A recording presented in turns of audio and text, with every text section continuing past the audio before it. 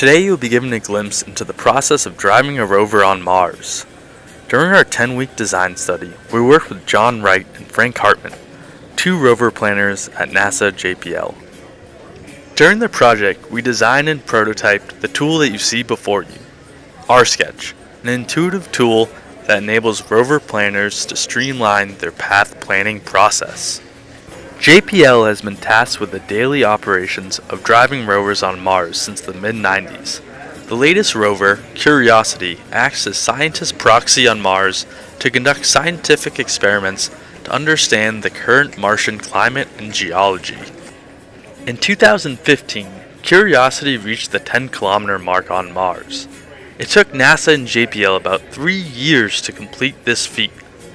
That's about the same distance from Caltech to JPL in the span of 3 years. That's a mere 10 minutes on the freeway for you. Curiosity isn't driving on the highway though.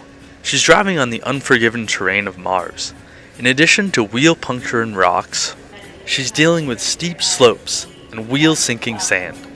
So how do rover planners drive Curiosity accurately and safely in these conditions? Did they use a joystick? That was my initial guess, but it's much more complicated. In order to drive on Mars, rover planners upload low-level command sequences to the rover every sol, or Martian day. These commands define where the rover will drive and how. Rover planners use two main tools to accomplish this. Rover planners use a tool called Rovers to compile these commands. The rover planners then use a second tool called Hyperdrive to simulate these drive commands in a 3D environment. Hyperdrive relies on terrain meshes from satellite rover imagery to give planners a sense of what the rover will experience on Mars. Rover planners analyze the terrain along the path to make sure the rover will reach its destination unharmed. After our interviews with the rover planners, we understood that they assess the safety of the path based on the following parameters. Relative elevation. Relative elevation defines the rover's field of view. Terrain traversability. Rocks and powder-like sand obstruct the rover.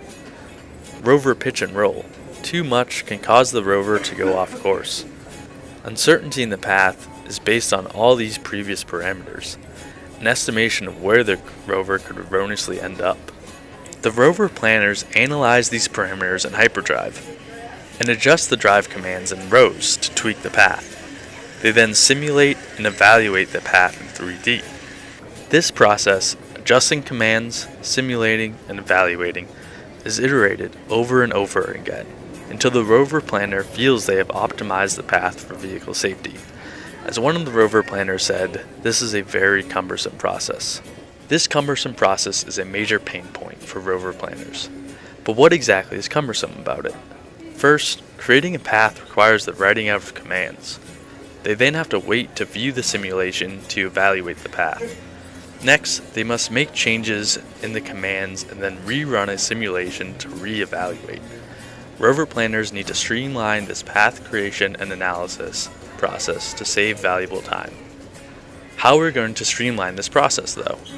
Our team decided on an interactive visualization based on overhead imagery. This tool will solve the rover planners' issues by allowing planners to sketch out a path instead of writing out commands, displaying data along the entire path instead of viewing instantaneous parameters in Hyperdrive, and providing immediate feedback on path modifications instead of waiting for a simulation to finish. In order to provide a streamlined analysis tool, the rover planners first need a way to create a path. Instead of writing out commands, they need to be able to click on the overhead map to drop a new waypoint, adjust the waypoint by dragging, and remove waypoints. This functionality removes the time-consuming need to write out commands and then simulate them. Now that we have a path, we want to visualize data along the entirety of the path to evaluate it for risk. One of the trickiest parameters to visualize outside of 3D space was pitch and roll. As we observed the rover drivers talk about pitch and roll, we noticed them doing hand gestures. These gestures illuminated how we could show values instantaneously, but not along the entirety of the path. Through further inquiry, we understood pitch to correlate to changes in rover speed. An uphill pitch results in the rover going slower. whereas a downhill pitch results in the rover going faster. We also understood roll to veer the rover off course. Understanding how pitch and roll affect the rover informed our visual encodings for pitch on a color scale of green to red, or fast to slow, and roll as a side-to-side distance. We can now encode these informed visuals along the paths in two ways. We can map these parameters directly on the path, as you can see here, and we can map them on a linked chart, as you see here. Both of these visual modes provide powerful analytic capabilities when coupled with path sketching. Overlaying data directly on the path affords immediate feedback on changes to the path, instead of waiting for simulations. And linked charts allows for analysis of pitch and roll against the other parameters along the path, something rover planners could never visualize before. So now that you've seen what RSketch can do, try it out for yourself and see what it's like to be a NASA mission planner.